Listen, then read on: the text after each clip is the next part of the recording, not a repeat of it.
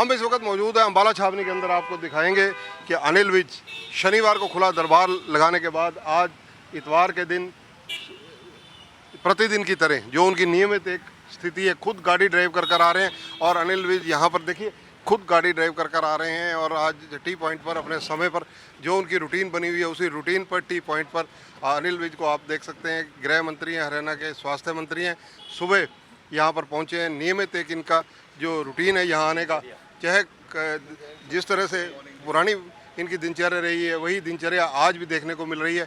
अनिल विज जो है जहाँ जनता दरबार लगा, जनता दरबार में देर रात तक रेस्ट हाउस में रहे, लेकिन अगले दिन सुबह आप देखें कि टी पॉइंट पर पहुंचे हुए हैं, यानी रात 10 साढ़े 10 बजे तक दरबार में जनता की सुनवाई। और अगले दिन सुबह एक नियमित प्रक्रिया जो इन्होंने बनाई हुई है पिछले 35-40 साल से, उसको लगातार जारी रखते हुए हैं। और यहाँ पर पहुँचे टी पॉइंट पर उनके मित्र बंधु खड़े हैं, दोस्त खड़े हैं और उनसे लगातार ये प्रतिदिन यही मुलाकात करते हैं, संवाद करते हैं।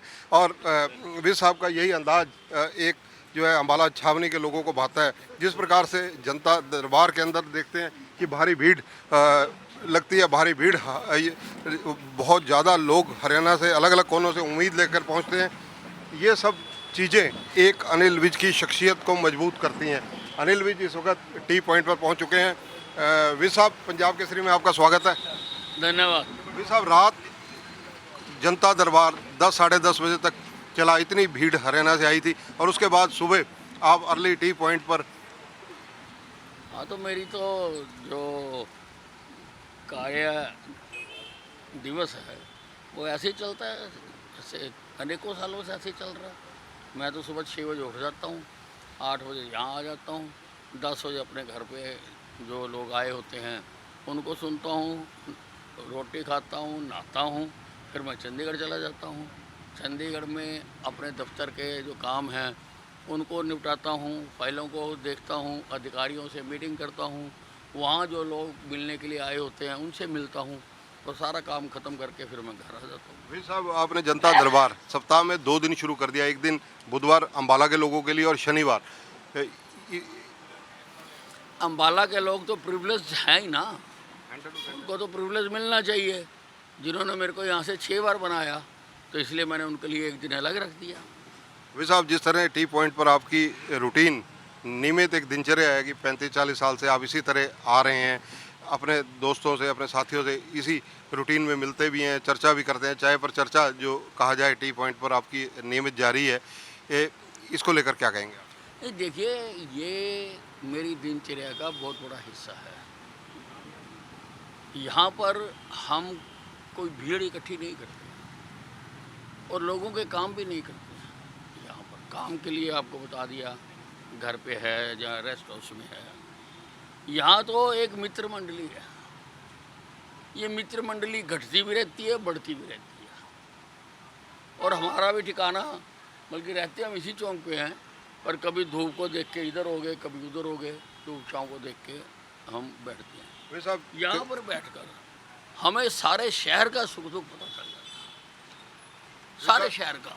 और क्या देश प्रदेश की राजनीति में मुख्य मुद्दा है वो हमारे सब यहाँ डिस्कस होते हैं। कोई ना कोई साथी किसी मुद्दे को पढ़ के आता है और वो यहाँ बताता है। भाई साहब, जिस प्रकार से कैबिनेट मंत्री बनने के बाद आपने 8 साल से ना तो चंडीगढ़ में सरकारी कोठी ली जो मंत्री लेते हैं, और आम अपने जो साथी हैं, मित्र मंडली है, इसमें नियमित रूप से मौजूद रहते हैं।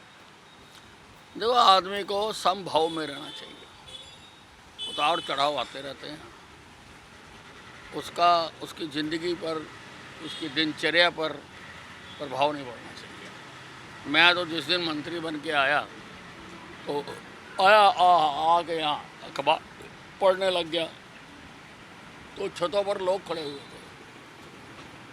थोड़ी देर बाद जब मैंने अखबार पढ़ ली, मैंने ऊपर देखा, मैंने कहा ये क्यों खड़े हैं? कह रहे ये देखने आए हैं, इतने सालों से ये यहाँ पे बैठ के अखबार पढ़ रहा है, आज मंत्री बन गया, आज आता या नहीं आता? तो मैंने तो आना ही था। भाई साहब, जनता दरबार में जिस तरह से पूरे हरियाणा से विशाल समूह के रूप में जनता आ रही है, जगह जगह से दुखी लोग, कोई नौकरी की उम्मीद में आ रहा है, कोई पुलिस की जाति के, कोई किसी विभाग की, लगातार लोगों की जो एक कहा जाए आपके प्रति विश्वास लोगों में झलकता है। नहीं, हम काम करते हैं ना, हम नहीं होने वाला मुंह पे कह देते हैं नहीं होगा, होने वाला है करते हैं और पूरा उस पर जोर लगाते हैं और अधिकारियों को कहते हैं, बकायदा हमने सिस्टम बना रखा है। हमारे यहाँ जो भी कंप्लेंट आती है उस पे मैं जो रिमार्क्स देता हूँ, मेरा स्टाफ वो रिमार्क्स हर एप्लीकेशन पर टाइप करता है, फिर सारी एप्लीकेशनें कंप्यूटर में चढ़ाई जाती हैं। उसके बाद कंप्लेनेंट को उसकी कंप्लेंट की एसएमएस चली जाती है, उसको जानकारी जाती है कि जो आप दरखास्त दे गए थे ये इस दफ्तर में इस अधिकारी के पास पहुंच गई है, उससे वो भी आगे फॉलो करता है। तो इस प्रकार से ये सारा काम चल रहा है। और उसके बाद हम अपने कंप्यूटर में भी देखते हैं, अधिकारियों से एक्शन टेकन रिपोर्ट मांगते हैं समय समय पर। भाई साहब, मैं लगभग 83-84 से पत्रकारिता में हूँ। मैंने चौधरी देवीलाल का ज़माना देखा, भजन लाल जी का देखा, बंसी लाल जी का देखा पत्रकारिता में रहते हुए, ओम प्रकाश चौटाला जी का देखा। मैंने दरबार बहुत देखे जो लगते हैं, लेकिन आपके दरबार में बहुत ज़्यादा फ़र्क नज़र आता है, क्योंकि जनता अपनी मर्ज़ी से पहुंचती है। नंबर एक, कोई चीज़ प्रयोजित नहीं होती। दो चीज़ें जो मुझे लगती हैं, और तीसरा, जो आदमी आता है उम्मीद से आता है और जहाँ उम्मीद पूरी होती है वहीं आता है। वो लोग जिनके आपने नाम लिए हैं वो दिखावा करने के लिए कैंप लगाते थे, शो करने के लिए, और उसमें मैनेजमेंट की जाती थी। वर्कर उनके कहा जाता था भी लोगों को लेके आओ। हम काम करने के लिए कैंप लगाते हैं, तो दोनों में बहुत अंतर है। जनता खुद एक अपनी दिल से, इच्छा से, अपनी जो अभी व्यक्त है विचार करने के लिए, अपनी पीड़ा व्यक्त करने के लिए जो आप तक पहुंच जाता है, उसको ये सेटिस्फेक्शन, क्योंकि हमने बाद में भी लोगों से बात की, उनको ये लगता है कि जैसे अब हमें जो हमारी सुनवाई हो गई है। देखिए, मैं तो अपना काम करता हूँ, अब लोगों को कैसा लगता है ये लोग ही बता सकते हैं। वैसे साहब, राजनीतिक सवाल आपसे ना पूछो तो वो भी अच्छा नहीं होगा, क्योंकि पॉलिटिकली फिगर यहाँ पर रहना की जानी मानी हस्ती हैं। भूपिंदर सिंह हुड्डा नेता प्रतिपक्ष, उदय भान जी कांग्रेस के अध्यक्ष, कांग्रेस में ना तो संगठन बन पाया अभी तक, ना किसी मुद्दे पर उनकी कोई SYL जो पुराने मुद्दे थे वो कोई उनकी टिप्पणी आती हैं। देखिए, कांग्रेस पार्टी का संगठन तो कभी भी नहीं बन पाया। आज़ादी के बाद, क्योंकि उस वक़्त इनका जोर था, इन्होंने मिलजुल कर सरकारें बना ली, और उसके बाद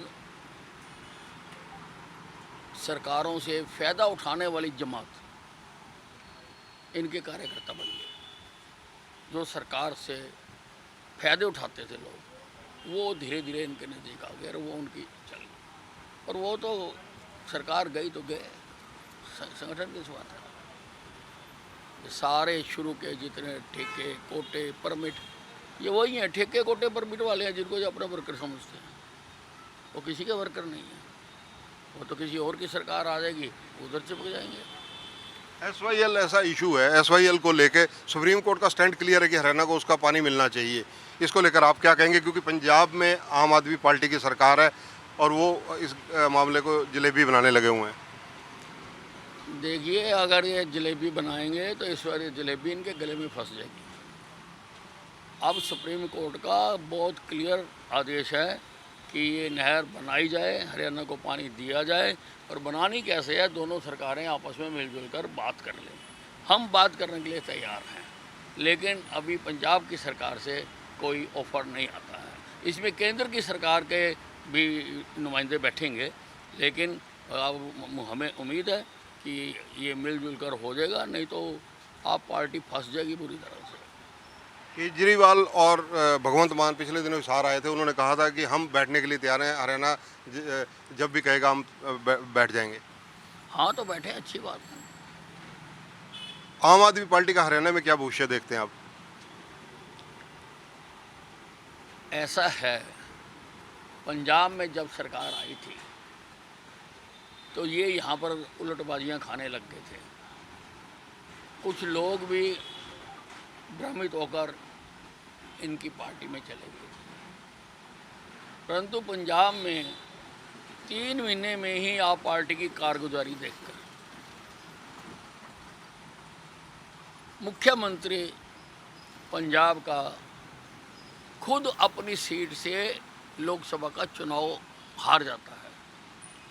इतनी डिवैल्यूएशन, इतनी जल्दी डिवैल्यूएशन मैंने आज तक किसी पार्टी के नहीं देखी। बड़े लंबे समय से राजनीति में नज़र रखता हूँ। और जो इन्होंने गोलगप्पे बांटने की बात कही थी वो भी ये दे नहीं पा रहे। जो कुछ इन्होंने कहा था, ये तो गुब्बारे वाले हैं, ले लो गुब्बारा, ले लो गुब्बारा, ले लो गुब्बारा, ले लो। बच्चे अट्रैक्ट होके ले लेते हैं, कोई हरा, कोई लाल, कोई पीला, लेकिन वो फट जाता है, फिर लोग रोते हैं, बच्चे रोते हैं।